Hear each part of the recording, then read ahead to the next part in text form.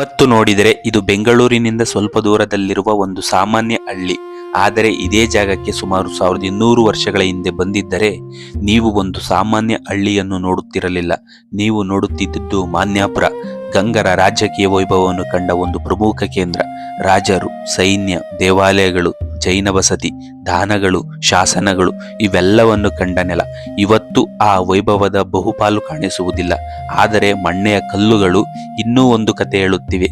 ಆ ಕಥೆಯನ್ನು ಹುಡುಕಿಕೊಂಡು ಇಂದು ನಾವು ಬಂದಿರುವುದು ಮಣ್ಣೆಗೆ. ಬೆಂಗಳೂರು ನಗರದಿಂದ ಹೆಚ್ಚು ದೂರವಿಲ್ಲದ ನೆಲಮಂಗಲ ತಾಲೂಕಿನ ಮಣ್ಣೆ ಗ್ರಾಮ. ಇಂದು ಶಾಂತವಾಗಿರುವ ಈ ಪ್ರದೇಶದ ಇತಿಹಾಸ ಮಾತ್ರ ಬಹಳ ದೊಡ್ಡದು. ಇತಿಹಾಸ ಮತ್ತು ಪುರಾತತ್ವ ದಾಖಲೆಗಳಲ್ಲಿ ಈ ಸ್ಥಳ ಮಾನ್ಯಾಪುರ ಎಂಬ ಹೆಸರಿನಿಂದ ಕಾಣಿಸುತ್ತದೆ. ವಿಶೇಷವಾಗಿ ಗಂಗರ ಕಾಲದಲ್ಲಿ ಈ ಪ್ರದೇಶಕ್ಕೆ ಮಹತ್ವವಿತ್ತು ಎಂಬುದಕ್ಕೆ ಇಲ್ಲಿ ಉಳಿದಿರುವ ಸ್ಮಾರಕಗಳು ಮತ್ತು ಶಾಸನಗಳು ಪ್ರಮುಖ ಸಾಕ್ಷಿಗಳಾಗಿವೆ. ಮಣ್ಣೆಯಲ್ಲಿ ಕಂಡುಬರುವ ಪ್ರಾಚೀನ ದೇವಾಲಯಗಳ ಅವಶೇಷಗಳು, ಜೈನ ಬಸತಿಯ ಅವಶೇಷಗಳು ಮತ್ತು ಶಾಸನಗಳು ಇವೆಲ್ಲವನ್ನು ಒಟ್ಟಿಗೆ ನೋಡಿದಾಗ ಇದು ಕೇವಲ ಒಂದು ಹಳೆಯ ಗ್ರಾಮವಾಗಿರಲಿಲ್ಲ ಅನ್ನೋದು ಸ್ಪಷ್ಟವಾಗುತ್ತದೆ. ಒಂದು ಕಾಲದಲ್ಲಿ ಇಲ್ಲಿ ಜನ ಜೀವನ ಹೇಗಿತ್ತು, ರಾಜರು ಹೇಗೆ ವಾಸಿಸುತ್ತಿದ್ದರು, ಯಾವ ದೇವತೆಗಳನ್ನು ಪೂಜಿಸುತ್ತಿದ್ದರು, ಜೈನ ಧರ್ಮಕ್ಕೆ ಎಷ್ಟು ಮಹತ್ವವಿತ್ತು, ಈ ಪ್ರಶ್ನೆಗಳಿಗೆ ಉತ್ತರ ಹುಡುಕಲು ಮೊದಲು ನಾವು ಮಣ್ಣೆಯು ಗಂಗರ ಸಂಪರ್ಕವನ್ನು ಅರ್ಥ ಮಾಡಿಕೊಳ್ಳಬೇಕು. ಪಶ್ಚಿಮ ಗಂಗರು ದಕ್ಷಿಣ ಕರ್ನಾಟಕದ ಇತಿಹಾಸದಲ್ಲಿ ಅತ್ಯಂತ ಪ್ರಮುಖ ರಾಜವಂಶ.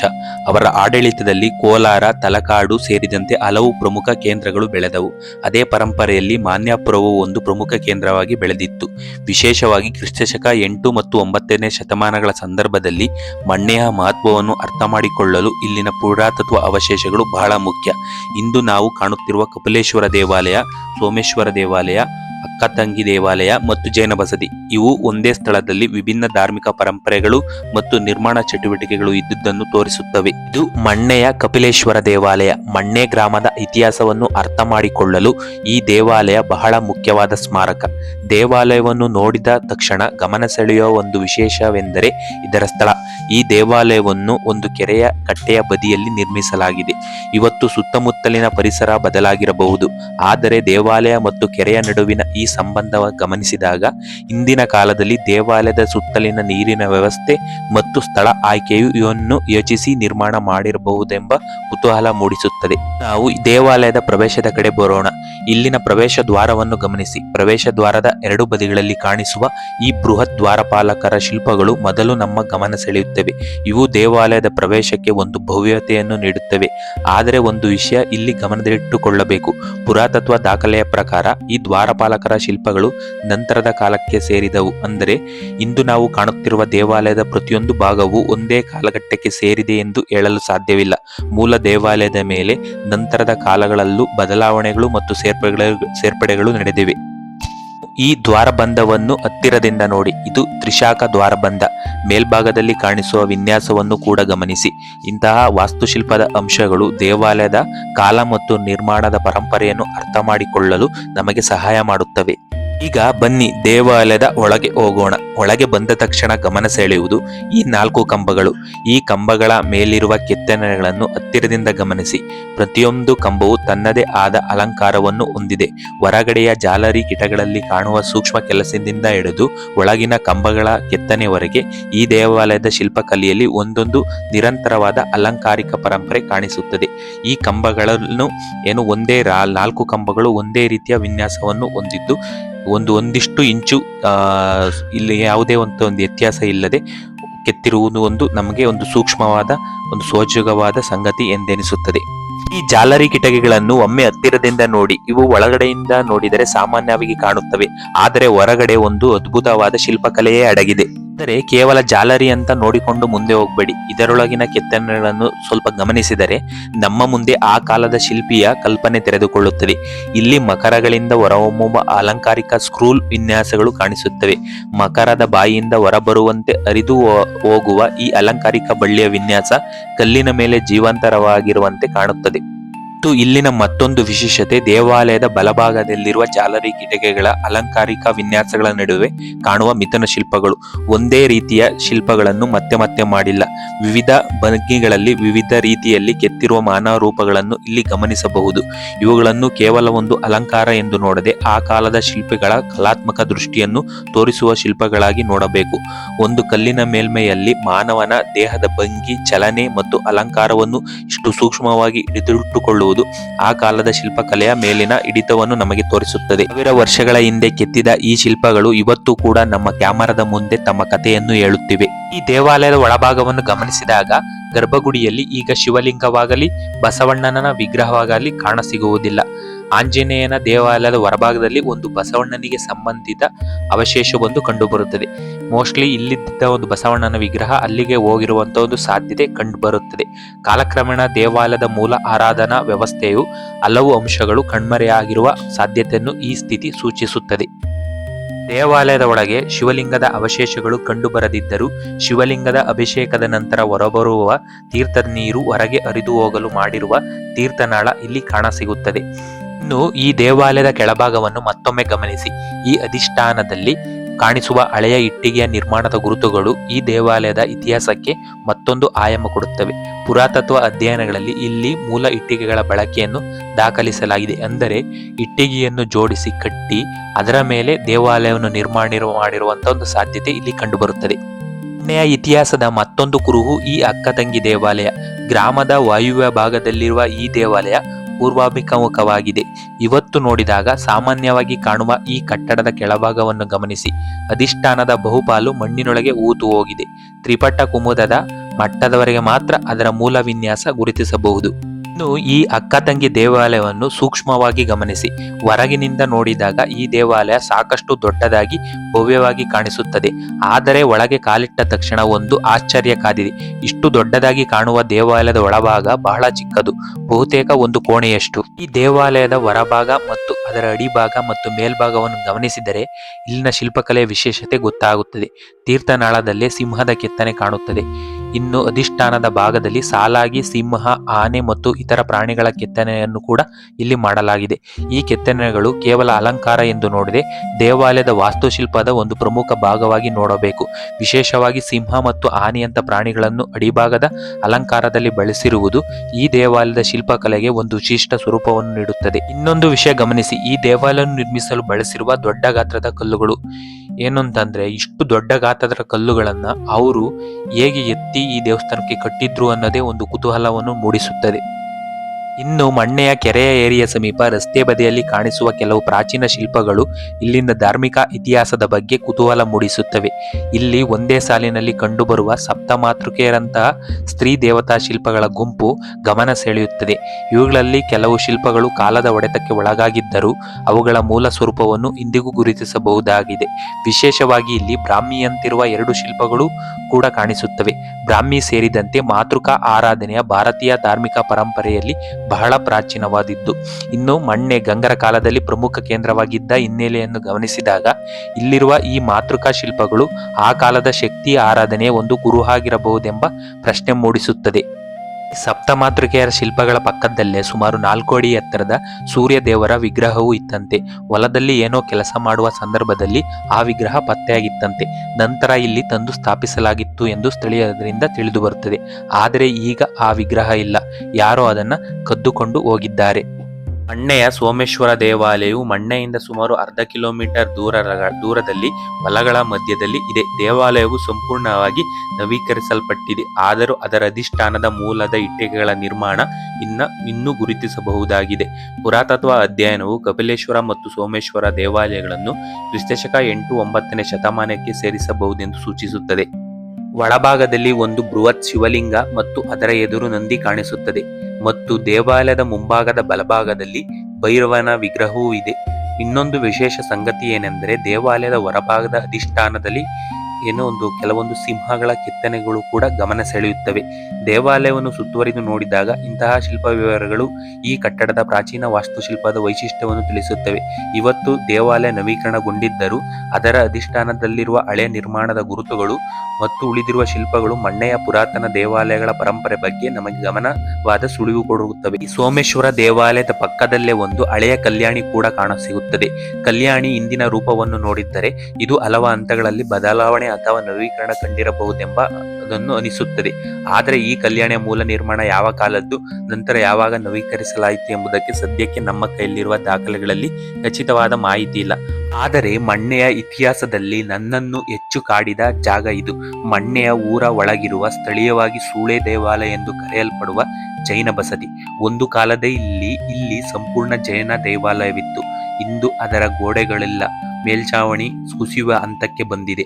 ಆದರೆ ಈ ಕಲ್ಲಿನ ಕಂಬಗಳು ಇಂದೂ ನಿಂತಿವೆ. ಈ ಕಂಬಗಳನ್ನು ನೋಡಿದಾಗ ಒಂದು ಪ್ರಶ್ನೆ ಬರುತ್ತದೆ: ಇವುಗಳನ್ನು ನಿರ್ಮಿಸಿದ ಜನರು ಯಾರು? ಇಲ್ಲಿ ಯಾವ ರೀತಿಯ ಪೂಜೆ ನಡೆಯುತ್ತಿತ್ತು? ಯಾರು ಈ ದೇವಾಲಯಕ್ಕೆ ದಾನ ಮಾಡಿದರು? ಇದಕ್ಕೆ ಉತ್ತರ ಕೊಡುವ ಪ್ರಮುಖ ದಾಖಲೆಗಳು ಮಣ್ಣೆಯ ಶಾಸನಗಳಲ್ಲಿ ಸಿಕ್ಕುತ್ತವೆ. ಎಪಿಗ್ರಫಿ ಆಫ್ ಕರ್ನಾಟಕದಲ್ಲಿ ದಾಖಲಾಗಿರುವ ಮಣ್ಣೆಯ ಶಾಸನಗಳು ಮಾನ್ಯಾಪುರದಲ್ಲಿ ಜೈನ ಧಾರ್ಮಿಕ ಸಂಸ್ಥೆ ಇದ್ದುದನ್ನು ಸ್ಪಷ್ಟವಾಗಿ ದಾಖಲಿಸುತ್ತವೆ. ಒಂದು ಶಾಸನದಲ್ಲಿ ಶ್ರೀ ವಿಜಯ ಎಂಬ ಅಧಿಕಾರಿಯು ಮಾನ್ಯಾಪುರದಲ್ಲಿ ಜಿನೇಂದ್ರ ದೇವಾಲಯವನ್ನು ನಿರ್ಮಿಸಿ ಅದಕ್ಕೆ ಗ್ರಾಮವನ್ನು ದಾನವಾಗಿ ನೀಡಿದ ವಿಷಯ ಬರುತ್ತದೆ. ಅಂದರೆ ಇದು ಕೇವಲದ ನಂತರ ಕಾಲದಲ್ಲಿ ನಿರ್ಮಾಣವಾದ ಒಂದು ಜೈನ ಬಸದಿ ಅಲ್ಲ. ಮಾನ್ಯಾಪುರದ ರಾಜಕೀಯ ಮತ್ತು ಧಾರ್ಮಿಕ ಜೀವನದಲ್ಲಿ ಜೈನ ಪರಂಪರೆಗೆ ಇದ್ದ ಸ್ಥಾನವನ್ನು ತೋರಿಸುವ ಶಾಸನಾಧಾರಿತ ಸಾಕ್ಷಿ. ಈ ಬಸದಿಯ ಪಕ್ಕದಲ್ಲೇ ಮತ್ತೊಂದು ಗಮನ ಸೆಳೆಯುವ ಶಿಲ್ಪ ನಮ್ಮ ಕಣ್ಣಿಗೆ ಬೀಳುತ್ತದೆ. ಇದು ತೀರ್ಥಂಕರರ ಕಲ್ಲಿನ ಮುಂಡ. ಇಂದು ಈ ಶಿಲ್ಪವು ತನ್ನ ಮೂಲ ಸ್ಥಾನದಲ್ಲಿಲ್ಲದಿದ್ದರೂ ಮಣ್ಣೆಯಲ್ಲಿ ಒಂದು ಕಾಲದಲ್ಲಿ ಜೈನ ಧಾರ್ಮಿಕ ಚಟುವಟಿಕೆಗಳು ಎಷ್ಟರ ಮಟ್ಟಿಗೆ ಪ್ರಬಲವಾಗಿದ್ದವು ಎಂಬುದನ್ನು ಅರ್ಥ ಮಾಡಿಕೊಳ್ಳಲು ಇಂತಹ ಶಿಲ್ಪಗಳು ಬಹಳ ಮುಖ್ಯವಾದ ಸುಳಿವು ನೀಡುತ್ತವೆ. ಈ ಬಸದಿಯ ಮೇಲ್ಛಾವಣಿಯ ಭಾಗವನ್ನು ಗಮನಿಸಿದಾಗ ಅಲ್ಲಿ ಯಕ್ಷ ಯಕ್ಷಿಣಿಯರ ಕೆತ್ತನೆಗಳನ್ನು ಕಾಣಬಹುದು. ಜೈನ ಪರಂಪರೆಯಲ್ಲಿ ತೀರ್ಥಂಕರರೊಂದಿಗೆ ಸಂಬಂಧ ಹೊಂದಿರುವ ಯಕ್ಷ ಯಕ್ಷಿಣಿಯರಿಗೆ ವಿಶೇಷವಾದ ಸ್ಥಾನವಿದೆ. ಹಾಗಾಗಿ ಇಂತಹ ಶಿಲ್ಪಾಲಂಕಾರಕಗಳು ಈ ಬಸದಿಯ ಜೈನ ಕಲಾ ಪರಂಪರೆಯ ಮತ್ತೊಂದು ಪ್ರಮುಖ ಅಂಶವಾಗಿರಬಹುದು. ಕಾಲದ ಹೊಡೆತಕ್ಕೆ ಬಸದಿಯ ಬಹುಭಾಗ ನಾಶವಾಗಿದ್ದರೂ ಉಳಿದುಕೊಂಡಿರುವ ಈ ಸಣ್ಣ ಪುಟ್ಟ ಕೆತ್ತನೆಗಳು ಮಣ್ಣೆಯು ಜೈನ ಪರಂಪರೆಯ ವೈಭವವನ್ನು ನಮಗೆ ನೆನಪಿಸುತ್ತದೆ. ಒಂದು ಕಾಲದಲ್ಲಿ ಜೈನ ಧರ್ಮದ ಪ್ರಮುಖ ಕುರುಹಾಗಿ ನಿಂತಿದ್ದ ಈ ಬಸದಿ ಇಂದು ಕಾಲದ ಹೊಡೆತಕ್ಕೆ ನಿಧಾನವಾಗಿ ನಶಿಸುತ್ತಿದೆ. ಇನ್ನು ಕೆಲವು ವರ್ಷಗಳಲ್ಲಿ ಇದೇ ರೀತಿಯ ನಿರ್ಲಕ್ಷ್ಯ ಮುಂದುವರೆದರೆ ಉಳಿದಿರುವ ಈ ಕಲ್ಲಿನ ಕೆತ್ತನೆಗಳು, ಬಸದಿಯ ಅವಶೇಷಗಳು ಸಂಪೂರ್ಣ ಕಣ್ಮರೆಯಾಗುವ ಸಾಧ್ಯತೆ ಇದೆ. ನಮ್ಮ ಕಣ್ಣೆದುರೇ ಇತಿಹಾಸದ ಒಂದು ಅಧ್ಯಾಯ ನಿಧಾನವಾಗಿ ಅಳಿದು ಹೋಗುತ್ತಿದೆ. ಇದು ಕೇವಲ ಒಂದು ಹಳೆಯ ಕಟ್ಟಡವಲ್ಲ, ಮಣ್ಣೆಯ 1000 ವರ್ಷಗಳ ಇತಿಹಾಸವನ್ನು ಹೇಳುವ ಜೀವಂತ ಸಾಕ್ಷಿ. ಇಂತಹ ಸ್ಮಾರಕಗಳನ್ನು ಉಳಿಸುವುದು ನಮ್ಮೆಲ್ಲರ ಜವಾಬ್ದಾರಿ. ಮಣ್ಣೆಯ ಇತಿಹಾಸವನ್ನು ಹುಡುಕುತ್ತಾ ಬಂದಾಗ ಈ ಊರಿನ ಆಂಜನೇಯ ದೇವಾಲಯದ ಆವರಣದಲ್ಲಿರುವ ಕೆಲವು ಗಮನಾರ್ಹ ಶಿಲ್ಪಗಳು ನಮ್ಮ ಗಮನ ಸೆಳೆಯುತ್ತವೆ. ಈ ದೇವಾಲಯದ ಆವರಣದಲ್ಲಿಯೇ ನಾವು ವೀರಗಲ್ಲನ ಶಾಸನವನ್ನು ಕೂಡ ಕಾಣಬಹುದು. ಒಂದು ಕಾಲದಲ್ಲಿ ಈ ಪ್ರದೇಶದಲ್ಲಿ ನಡೆದ ಯುದ್ಧ, ವೀರರ ಸ್ಮರಣೆ ಮತ್ತು ಸ್ಥಳೀಯ ರಾಜಕೀಯ ಇತಿಹಾಸದ ಬಗ್ಗೆ ಸುಳಿವು ನೀಡುವ ಇಂತಹ ವೀರಗಲ್ಲುಗಳು ಮಣ್ಣೆಯ ಇತಿಹಾಸವನ್ನು ಅರ್ಥ ಮಾಡಿಕೊಳ್ಳಲು ಬಹಳ ಮುಖ್ಯ. ಈ ವೀರಗಲ್ಲಿನ ಕೆಳಭಾಗದಲ್ಲಿ ಒಂದು ಶಾಸನ ಕೂಡ ಇಲ್ಲಿ ಬರೆಯಲಾಗಿದೆ ಮತ್ತು ಮೇಲ್ಭಾಗದಲ್ಲಿ ವೀರ ಯುದ್ಧ ಮಾಡುತ್ತಿರುವ ಚಿತ್ರಣವನ್ನು ನಾವಿಲ್ಲಿ ಕಾಣಬಹುದು. ಅದರ ಮೇಲ್ಗಡೆ ಅಪ್ಸರೆಯರು ವೀರನನ್ನು ಸ್ವರ್ಗಕ್ಕೆ ಕೊಂಡೊಯ್ಯುತ್ತಿರುವ ಒಂದು ಕೆತ್ತನೆಯನ್ನು ಈ ವೀರಗಲ್ಲಿನಲ್ಲಿ ಕಾಣಬಹುದು. ಈ ಗ್ರಫಿಲಿ ಈ ಶಾಸನ ಕೂಡ ನೋಟೆಡ್ ಆಗಿದೆ. ಆದರೆ ಅದು ಸಂಪೂರ್ಣವಾಗಿ ಏನು ಮಾಹಿತಿ ಹೇಳುತ್ತೆ ಅನ್ನೋದು ನನಗೂ ಅಷ್ಟೊಂದಾಗಿ ಗೊತ್ತಾಗಲಿಲ್ಲ. ಈ ಕಲ್ಲಿನ ಮೇಲಿರುವ ಹಳೆಯ ಕನ್ನಡ ಶಾಸನದಲ್ಲಿ ಮನೋಜಲೋಕನಾರಾಯಣ ಎಂಬ ಪದ ನಮಗೆ ಕಾಣಿಸುತ್ತದೆ. ಶಾಸನದ ಉಳಿದ ಭಾಗವು ಇಂದು ಸಂಪೂರ್ಣವಾಗಿ ಸ್ಪಷ್ಟವಾಗಿ ಓದಲು ಸಾಧ್ಯ ಆಗ್ತಿಲ್ಲ. ಇಲ್ಲಿ ಮತ್ತೊಂದು ಗಮನಾರ್ಹವಾದ ಶಿಲ್ಪವೆಂದರೆ ಈ ಬೃಹತ್ ಗಣೇಶನ ವಿಗ್ರಹ. ಇಂದು ಇದು ಭಿನ್ನವಾಗಿರುವ ಸ್ಥಿತಿಯಲ್ಲಿ ಇದೆ. ಅದರ ಪಕ್ಕದಲ್ಲೇ ನಂದಿಯ ಹಿಂಭಾಗದ ಭಾಗ ಮಾತ್ರ ಉಳಿದುಕೊಂಡಿರುವ ಶಿಲ್ಪವೊಂದು ಕಾಣಿಸುತ್ತದೆ. ಇವುಗಳೆಲ್ಲವೂ ತಮ್ಮ ಮೂಲ ಸ್ಥಾನದಲ್ಲಿ ಇದ್ದವೋ ಅಥವಾ ಕಾಲಕ್ರಮೇಣ ಬೇರೆಡೆಗಳಿಂದ ಇಲ್ಲಿ ತಂದು ಇರಿಸಲಾಗಿದೆಯೋ ಎಂಬುದನ್ನು ಖಚಿತವಾಗಿ ಹೇಳಲು ಸಾಧ್ಯವಾಗ್ತಿಲ್ಲ. ಎಲ್ಲೋ ಬೇರೆ ಕಡೆ ದೇವಸ್ಥಾನವಿದ್ದು ಆ ದೇವಸ್ಥಾನ ಹಾಳಾಗಿರುವ ಸಾಧ್ಯತೆ ಕಂಡುಬರುತ್ತದೆ. ಅದನ್ನು ತಂದು ಇಲ್ಲಿಟ್ಟಿರುವ ಸಾಧ್ಯತೆ ಕಂಡುಬರುತ್ತದೆ.